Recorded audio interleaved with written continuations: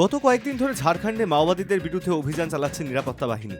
সাম্প্রতিক অভিযানে ৩ মাওবাদীর মৃত্যু হয়েছে। সোমবারও একজনের মৃত্যু হয়েছে।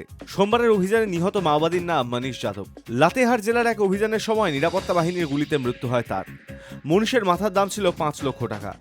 এবার লাতেহার সংলগ্ন পালামু জেলাতেও মাওবাদী দমন অভিযানে সাফল্য পেল নিরাপত্তা বাহিনী।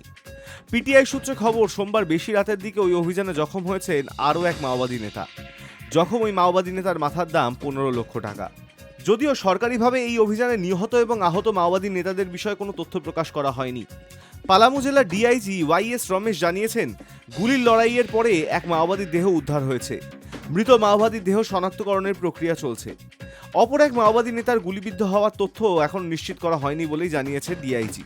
তবে পুলিশের অপর এক আধিকারিক পিটিআইকে জানিয়েছে, ওই অভিযানের শীর্ষ মাওবাদী কমান্ডার তুলসীর মৃত্যু হয়েছে। ঝাড়খণ্ডে গত কয়েকদিনের অভিযানে এক মাওবাদী নেতা কুন্দন সিং খারওয়াকে গ্রেপ্তার করেছিল পুলিশ। তার মাথার দাম ছিল ১০ লক্ষ টাকা। ওই মাওবাদী নেতার থেকে দুটি স্বয়ংক্রিয় রাইফেল এবং কার্তুজ উদ্ধার হয়েছিল। নিরাপত্তা বাহিনী সূত্রে খবর, মনীষ এবং কুন্দর উভয়ই গত ১২ বছর ধরে সক্রিয় ছিলেন এলাকায়। মনীষের বিরুদ্ধে ৪০টি মামলা ছিল, কুন্দনের বিরুদ্ধে রয়েছে ২৭টি মামলা। High News network.